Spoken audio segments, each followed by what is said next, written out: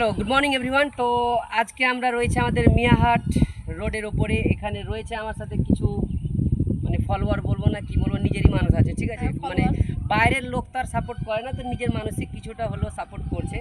আজকে আমাদের কি ছিল, এইদিকে দেখো, ঈদ ছিল তাই তো।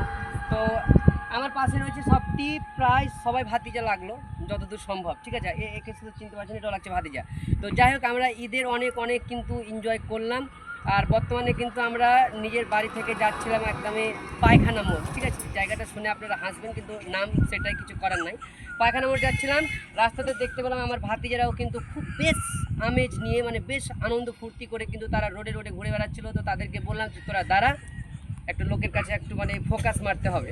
ফোকাস মারার কারণ এটা হচ্ছে, মানে ওরা নিজের ইচ্ছাতে আমার সাথে কিন্তু ভিডিও করতে আসেনি বা ছবিও তুলতে আসেনি, আমি জবরদস্তি ওদেরকে দাঁড় করালাম একটু মানে ভাইরাল হওয়ার জন্য।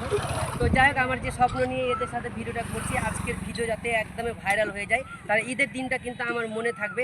আমার সাথে কেমন লাগছে? ভালো ভালো লাগছে না? হ্যাঁ। তো যাই হোক, আমার ভাতিজারা বললো যে আমার সাথে তারা খুব এনজয় করছে, খুব ভালো লাগছে। তো বন্ধুরা, যারা যারা এই ভিডিওটি দেখবে অবশ্যই সকলে কিন্তু ঈদ মোবারক উইশ করবে। সকলের দিন ভালো কাটুক, সবাই ভালো থাকুন। Best of luck everyone.